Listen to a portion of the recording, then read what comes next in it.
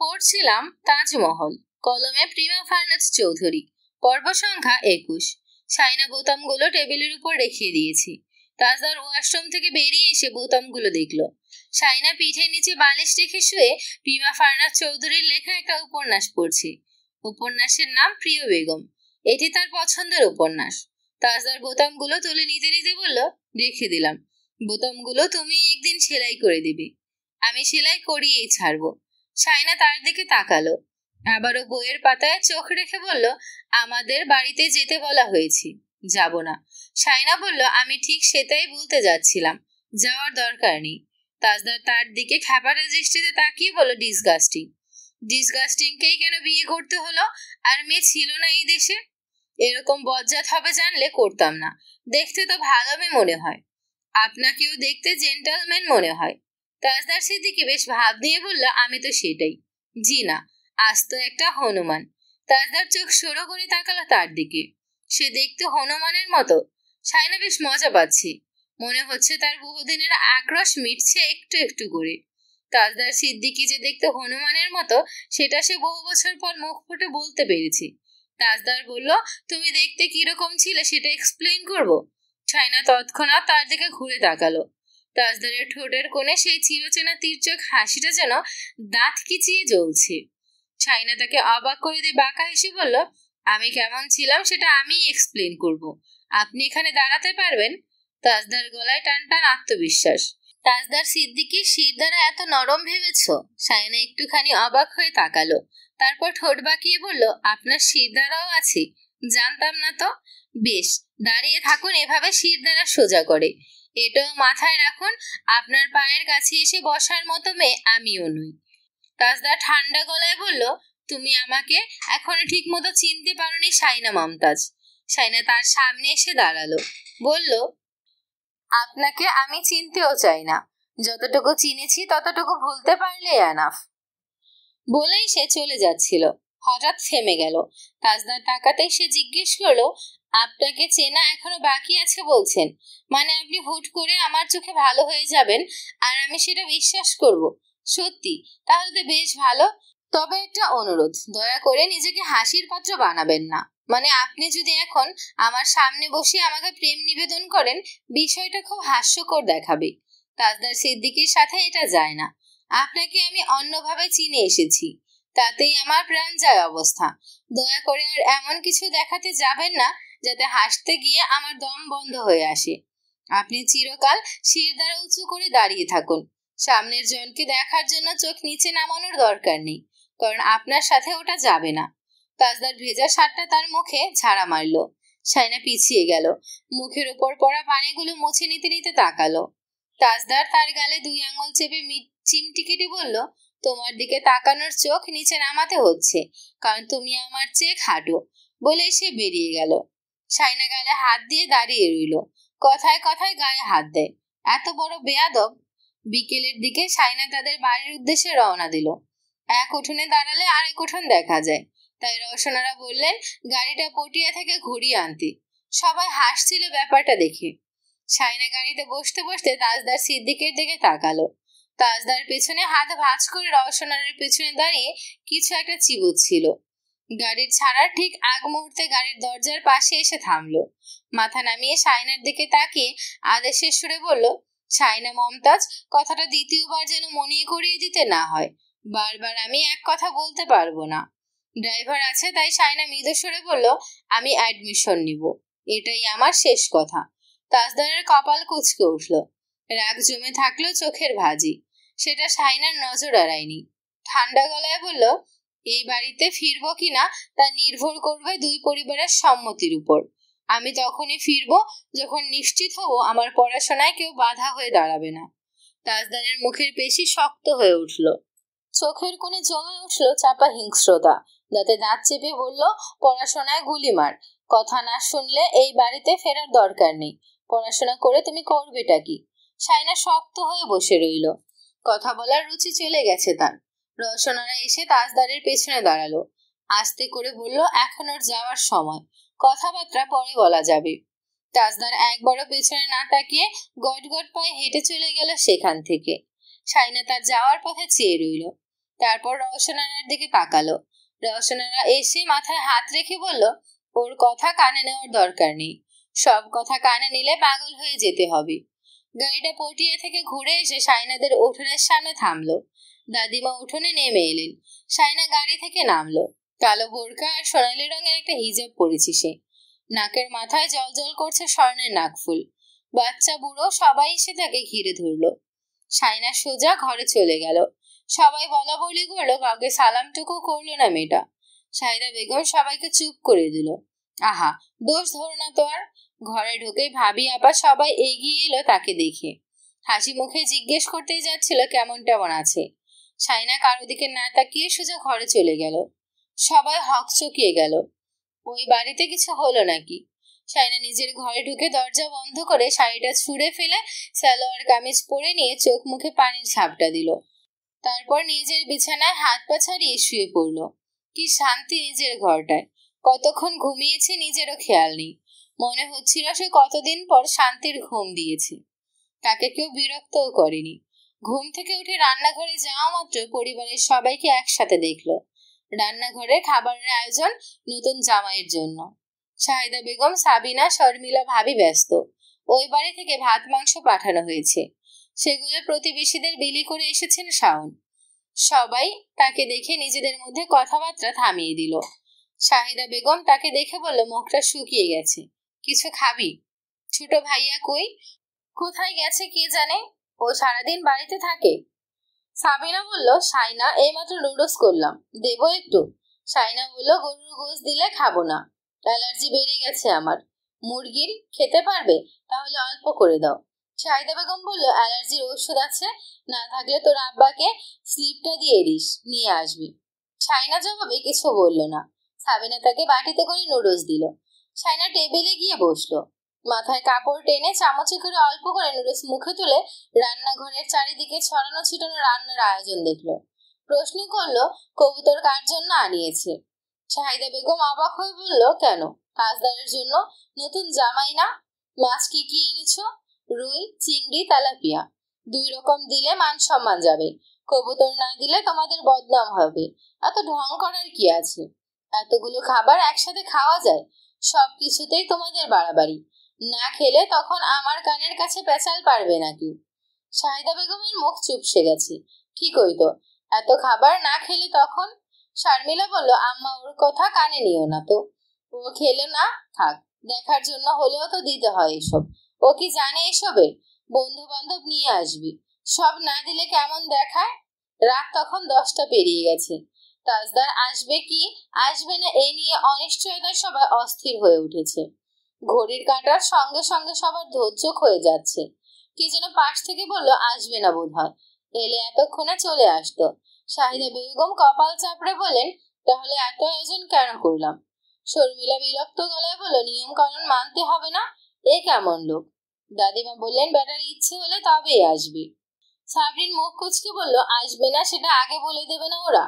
এত আয়োজন করিয়ে এখন না আসার মানেটা কি? সবাই কথা বলছে, শুধু সাইনা চুপচাপ।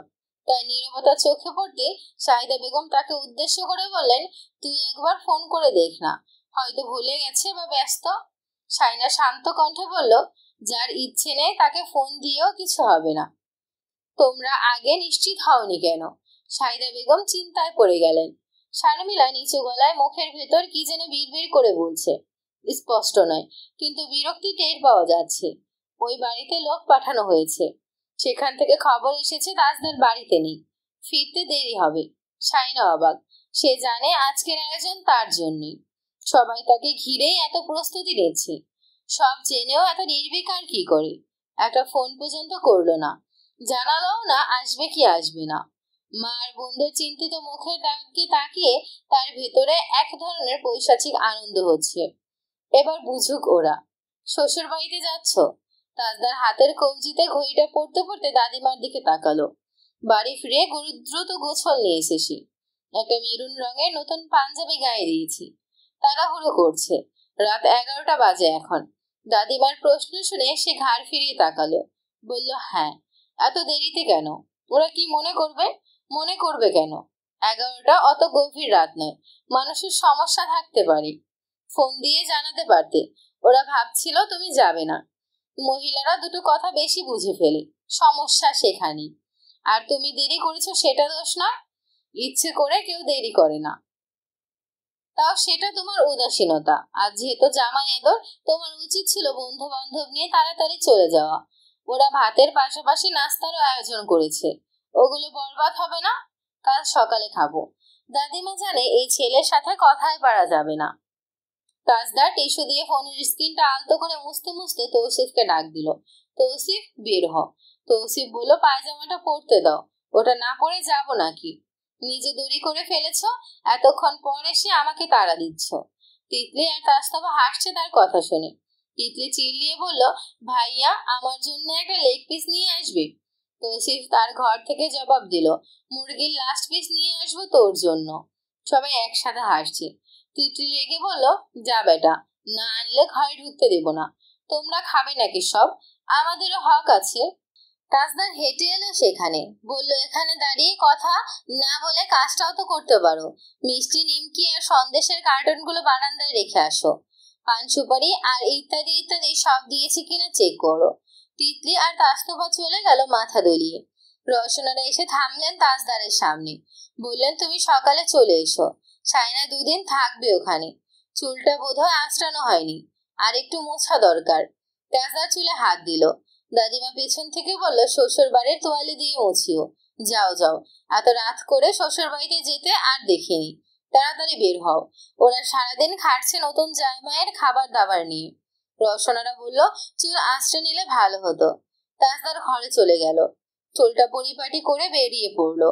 রওশনারা তৌসিফের ঘরের সামনে এসে বলল, তৌসিফ, বের হ বাবা, আর কতক্ষণ? তৌসিফের মা বলল, মেয়েদের মতো সময় লাগে ওর। তৌসিফ চেঁচিয়ে বলল, আশ্চর্য, যে দেরি করেছে তাকে কিছু বলছো না, আমার পেছনে পড়েছো কেন সবাই? তৌসিফ আর ফুফাতো খালাতো ভাই সহ মোট 6 জন গিয়েছে সাইনাদের বাড়িতে। সাইনার দাদিমা মাজেদা বেগম ঘুরঘুর করছিল। মিষ্টি নিয়ে তৌসিফ ঘরে ঢুকে এলো সবার আগে। বড় করে দাদিমাকে সালাম দিয়ে বলল, সবাই ঘুমিয়ে পড়েছে নাকি? দাদিমা বললেন, আমরা না ঘুমালেও বউ ঘুমাই গেছে গা। তৌসিফ ছোটে উঠলে বলল, নাতিন জামাইয়ের দোষ, দেরি করে বাড়ি ফিরেছে। তাজদার আশরাফের সাথে ভেতরে ঢুকতেই দাদিমাকে সালাম দিল। দাদিমা সালাম নিয়ে বলল, ও মা গো, আমার নাতিন জামাই রাস্তায় গাড়ি পায়নি? তাজদার বলল, হো, ট্রাফিক জ্যাম। এখন সব খাবার ঠান্ডা হয়ে গেছে। ঠান্ডাই ভালো, কিন্তু একজন গরম হয়ে আছে। তাজদার আশ্বস্ত করে বলল, ঠান্ডা করার দায়িত্ব আমার। দাদিমা হাসলেন। সাবিনা সাইনাকে ঘুম থেকে ডেকে তুলল। সাইনা, উঠো, ওনারা এসেছেন। সাইনা। সাইনা ঘুম থেকে উঠে আড়মোড়া ভেঙে বলল, কটা? 11:30 পেরিয়ে গেছে। এত রাতে কিসের জন্য আসছে? সাবিনা চুপ করে সরে গেল। শাহিদা বেগম ছুটোছুটি করছেন। আনিস বলল, ভাত দিয়ে দাও, ওরা নাস্তা খাবে না। শাহিদা বেগমের মন ক্ষুণ্ণ হয়েছে। সারাদিন সবাই মিলে কতগুলো নাস্তার আইটেম বানিয়েছি। আনিস রাগারাগি করছে, বলছে, আজকাল মানুষ এত নাস্তা খায়? কেক, কলা, মিষ্টি আর সন্দেশ দিলে হতো না? এত কিছুর কি দরকার ছিল? সব কিছুতেই তোমাদের বাড়াবাড়ি না করলে চলে না। সায়নার দুলাভাইরা তাকে সরিয়ে নিয়েছে। অফিস থেকে এসে এত ঝামেলা দেখে তার মেজাজ বিগড়ে যাওয়াটাই স্বাভাবিক। সায়না দরজার পাশে দাঁড়িয়ে উকি দিল একবার। সালাম আদান প্রদান হতেই সায়না তৌসিফের উদ্দেশ্য করে বলল, আমি ভেবেছি আপনারা সেহরির সময় আসবেন, একটু তাড়াতাড়ি চলে এসেছেন। সবাই হেসে ফেললো, তাজদার সিদ্দিকী ছাড়া। সে ঠোঁটের কাছে হাত রেখে সায়নার দিকে তাকিয়ে আছে। তৌসিফ বলল, আমি তো সেই এসার পর থেকে রেডি আছি। তাজদার তাকে ধমকে উঠল, মিথ্যাবাদী, এত রেডি থাকলে আসার আগে তাড়াহুড়ো করে পায়জামা পরছিলি কেন? তৌসিফের মুখটা দেখার মতো হয়েছে। সবাই এবার শব্দ করে হাসলো। সাইনা চলে গেল ভেতরে। ভাতের থালা বাসন সাজানো হচ্ছে, প্লেটে মাছ মাংস বাড়ছে সাবিনা। শাওন মিষ্টি আর সন্দেশ নিয়ে এসে বলল, তাজ ভাই, নাস্তা দিচ্ছি না, কিন্তু মিষ্টি খাওয়া যেতে পারে। আমি মিষ্টি খাবো না, সরি। তৌসিফ বলল, আরে জামাই না খাক, আমরা তো আছি। শাওন বলল, দাঁড়া। কাঁটা চামচ দিয়ে একটা মিষ্টি তৌসিফের দিকে বাড়িয়ে দিল সে। বলল, বেয়ায় মিষ্টি পুরোটা খেতে হয় কিন্তু। শাওন হেসে কাঁটা চামচ নাড়াচ্ছে। তৌসিফ মিষ্টিটা মুখে নিতে পারছে না। শাওন তৌসিফের মুখের সামনে গিয়ে পরে মিষ্টিটা নিজেই খেয়ে নিল। তৌসিফ বলল, ধুর শালা, শাওন অট্ট হাসিতে ফেটে পড়ল। আনিস ঘরে উকি দিয়ে ডাকলো, শাওন। শাওন সবাইকে মিষ্টি খাইয়ে দিয়ে ভেতরে গেল। আনিস বলল, টেবিলে সাজানোর সময় ওখানে গিয়ে রং তামাশা করছিস কেন? শাওন বলল, রং তামাশা কেন করবো, আশ্চর্য। শাহিদা বেগম বলল, তুই অফিস থেকে এসেছিস, একটু রেস্ট নে আনিস, আমরা সামলে নেব। রান্নাঘরের ঝামেলা কমে আসবে কিছুক্ষণ পর, তোকে এত মাথা গরম করতে হবে না। আনিস বলল, ঘরে মেহমান রেখে আমি ঘরে শুয়ে থাকবো? আজব কথা বলো। টেবিল ভর্তি খাবার দাবার, শাইনার দোলা ভাইদের বসিয়ে দিয়েছে আনিস। বাড়ির সব জামাই একসাথে। খাওয়া দাওয়া শুরু হলো। ঘরের দরজার সামনে পর্দার ওপাশে সব মহিলারা দাঁড়িয়েছে। শাইনার ছোট মামি হঠাৎ করে বলল, আপা, বড় জামাই দুটো একদম মানিক পেয়েছে। হাসি খুশি সহজ সরল। শাইনার জামাইয়ের মুখে হাসি কম। গরম মাথার মানুষ, এটা চেহারাই বোঝা যায়। ওটা বড় জামাইগুলোর সাথে মেলেনি। সবাই একে একে বলল, ঠিক বলেছ। শাইনার বোনেরা বড়দের প্রশংসা শুনে খুশিতে গদগদ করছে। শাহিদা বেগম পেছনে শাইনাকে দেখে বলে উঠল, থাক থাক, এসব আর বলো না, সব মানুষ তো আর এক হয় না। শাহিদা বেগমের কথাটা এমন শোনালো যে সবাই এক লহমায় বুঝে গেল শাইনা শুনে ফেলেছে কথাটা। মামি তাকে দেখা মাত্রই সুর পাল্টে বলল, বউকে দেখতে পারলেই হয়েছে, এরকম লোকরা অনেক দিক দিয়ে সরল হয়। শাইনা কাউকে কিছু বলল না। কত সরল সে ভালো করেই জানে। এরাও জানবে কিছুদিন পর। দাদিমা বলল, বেটা হাসবে না কেমনে, দাঁড়া কাতুকুতু দিয়ে আসি। শাইনা দাদির দিকে তাকালো, শান্ত দৃষ্টি ছুড়ে দিয়ে চলে গেল সেখান থেকে। খাওয়া দাওয়ার পর সবাই আরো ঘন্টাখানেক বসে গল্প গুজব করলো। সেখানে শাইনার লন্ডন যাওয়া নিয়ে কথাবার্তা হচ্ছিল। আশরাফ বলল, ওকে তো মাস্টার্সের পর বিয়ে দিব ভেবেছিলাম, যেহেতু ও পড়তে চেয়েছে। এখন মাস পথে পড়াশোনা থেমে গেলে ও কষ্ট পাবে, বিষয়টা ভালো দেখাবে না। 2 বছরই তো, তারপর না হয় যাবে। শাইনা পাশের ঘর থেকে উকি দিয়ে দেখছিল তাজদার সিদ্দিকীর চেহারার হাল। আগের মতো পরিস্থিতি থাকলে এত শান্ত হয়ে বড় ভাইয়ার কথা শুনতো না সে। আনিস বলে উঠল, পড়াশোনা থামাবে কেন? পড়াশোনা যেভাবে চলছে চলুক, দরকার পড়লে মাস্টার্সটাও ওখানে কমপ্লিট করবে। এত সহজ একটা ব্যাপারকে এত টানা হিস্টার কোনো দরকার নেই। তাছাড়া বিয়ের সময় কথাটা ভালো করে তোলা না গেলেও পড়াশোনা বন্ধ করতে হবে এমন কিছুও বলা ছিল না। মাত্র 2 বছরের জন্য হুট করে পড়াশোনা কেন বন্ধ করবে? আনিসের কথা তাজদারের পছন্দ হয়নি, সেটা তার চেহারা দেখেই বোঝা যাচ্ছে। আশরাফ তাজদারের বড়, আনিস সমবয়সী, তুইতকারীর সম্পর্ক। সে আনিসকে বলল, তোর কথাটা ঠিক, কিন্তু 2 বছর সময় দেওয়া পসিবল না আমার। ফেলে দেওয়ার মতো কথা আমি বলবো কেন? কথাটা এমন ভাবে বলা হলো যেন তার কথাটাই ফাইনাল, এবং পারলে আনিসের বিকল্প খুঁজে বের করে, যেখানে বিকল্প কোনো পথই নেই। আশরাফ সাহেব বললেন, চাকরিতে সমস্যা হবে? তাজদার বলল, চাকরি সহ আরো নানান জটিলতা বাড়তে পারে। আমি কথাটা এমনি এমনি বলিনি। এখন কারো যদি আমার সিদ্ধান্ত পছন্দ না হয় তাহলে আর কি করার আছে? সবাই একটু চুপ গেল এবার। শাহিদা বেগম সবটা শুনে শাইনাকে এসে বলল, তোর খালাম্মার জায়ের মেয়েটাকে বিয়ের পর জামাই বিদেশ নিয়ে চলে গেছে। ও আর পড়াশোনা করে নাই, কত মেধাবী ছিল। ও কি এখন ভালো নেই? শাইনা মায়ের দিকে তাকালো অবাক চোখে। মানুষের কথাই যখন উঠবোস করতে হবে তখন 15-16 বছর বয়সে বিয়ে দিয়ে দিলে না কেন? এত পড়াশোনা করালে কেন? যেখানে বড় আম্মু বলেছে পড়াশোনা চালিয়ে যেতে, সেখানে তুমি এসব কথা কিভাবে বলো? শাহিদা বেগম বলল, যদি ওর চাকরিতে সমস্যা হয় তখন কি হবে? হাস্যকর কথাবার্তা। ওই লোকটাকে তোমাদের ইমোশন নিয়ে খেলছে, বেশ ভালো করে জানে চাকরির কথা বললে তোমরা ভয় পেয়ে যাবে। আমি যাব না মাস্টার্স কমপ্লিট করার আগে। শাহিদা বেগম বললেন, মানুষ জামাইয়ের সাথে যাওয়ার জন্য পাগলামি করে, আর তুই পাগল বানাওনি কেন? মানুষ বানিয়ে বলতেছে পাগলের মতো আচার আচরণ করতে। পারবো না পাগলামি করতে। আমার কথাই শেষ। জামাই না থাকলে ওই বাড়ির মানুষদের কথা উঠবোস করতে হবে। জামাইয়ের সাথে যেতে ভালো লাগে না, কিন্তু ওই বাড়ির গোলাম হতে ভালো লাগবে? আমি বাচ্চা নই যে মানুষ আমাকে যা বলবে আমি তাই করব। শাহিদা বেগম বড় 2 মেয়ের উদ্দেশ্যে বলল, কি বেয়াদব মেয়ে দেখলি?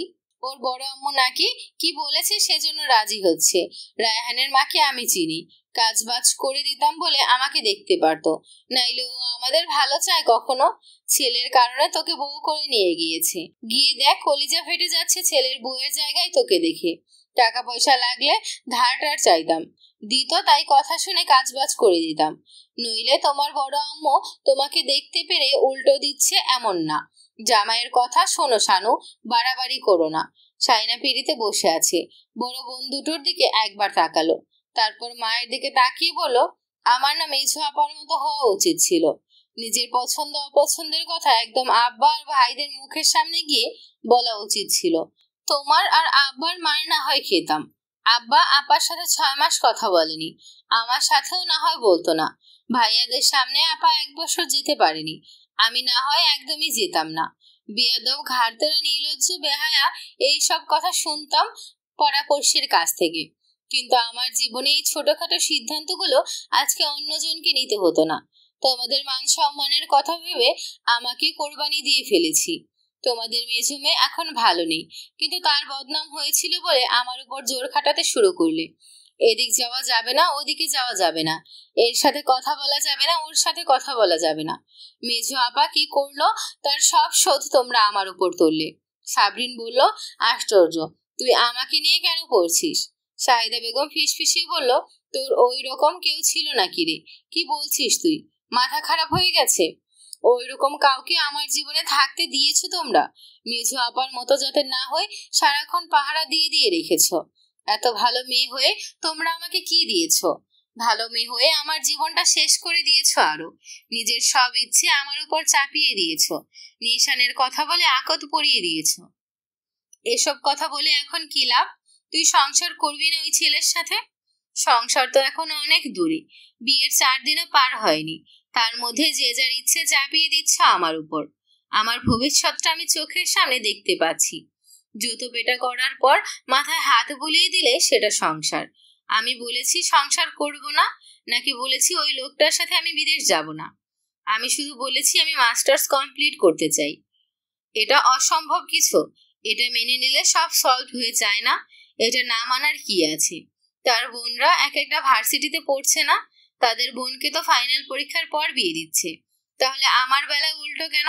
আমাকে বলছে আমার 14 গোষ্ঠীর কারো লন্ডন যাওয়ার সামর্থ্য আছে কিনা। কিছুদিন পর আমি গ্রাজুয়েটেড নয় বলবে না?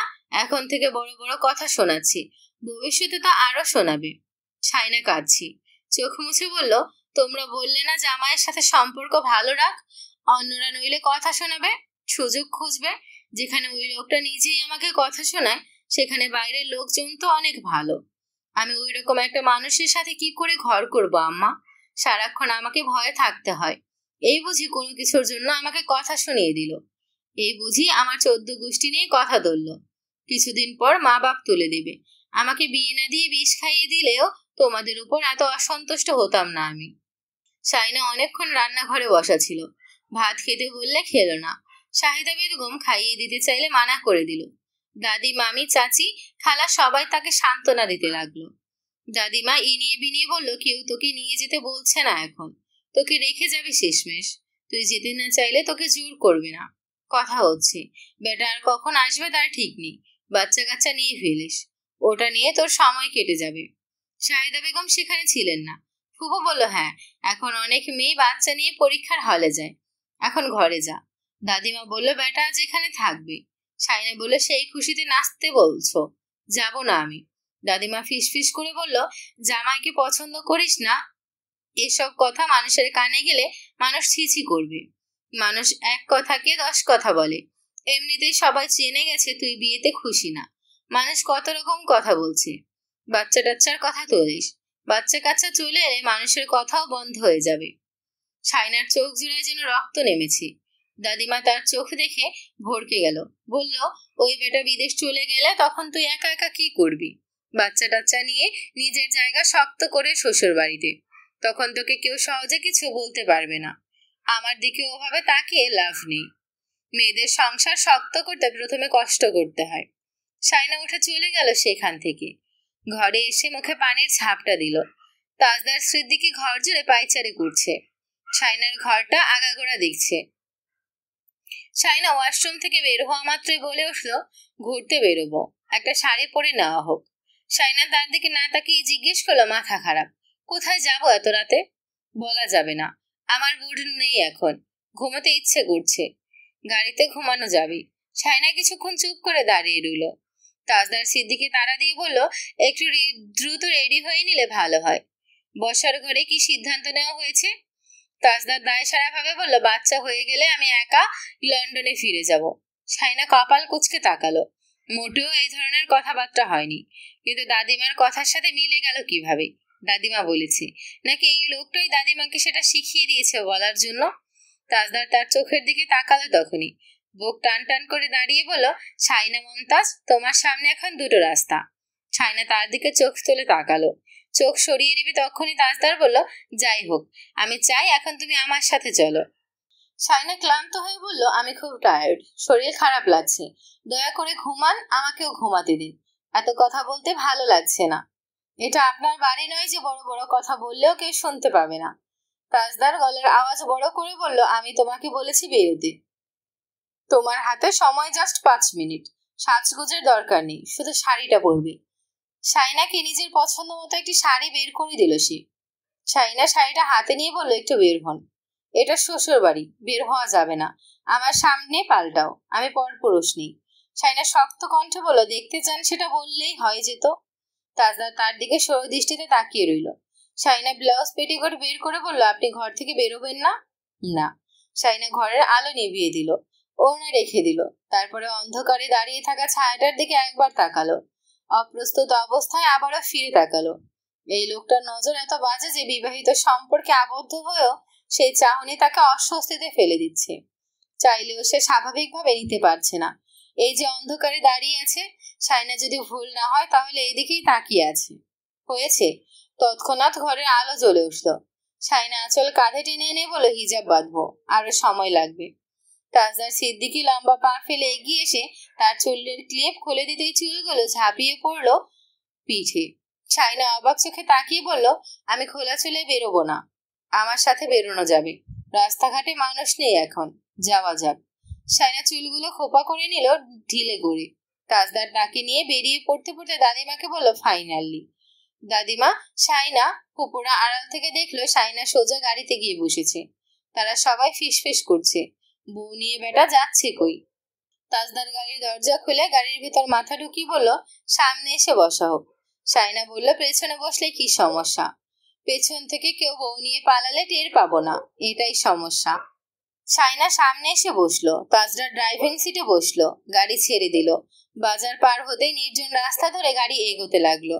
তাজদার খুব গুরুতর ভঙ্গিতে বলল, ধরো, সাদা পোশাক পরা, লম্বা চুলো, বড় বড় নখ আছে এমন একটা পেতনি হুট করে আমাদের গাড়ির সামনে এসে থেমে গেল। বলতে না বলতে হুট করে ব্রেক কষলো গাড়িটা। সাইনা ভয়ানক একটা চিৎকার দিয়ে তাজদার সিদ্দিকির বুকের উপর এসে পড়ল। তাজদার সিদ্দিকি তাকে টেনে এনে জাপটে জড়িয়ে ধরে তার মুখের উপর শ্বাস ছেড়ে কাশ কাঠ গলায় বলল, তুমি নিজ থেকে আমার কাছে এসেছো, তাই আমি তোমাকে আজ ইচ্ছে মতো ছুবো। No hanky panky Mrs Saina Momtaz, আমার সাথে লন্ডন যাবে নইলে। বাকিটা বলার আগে সাইনা ছটফটিয়ে উঠল।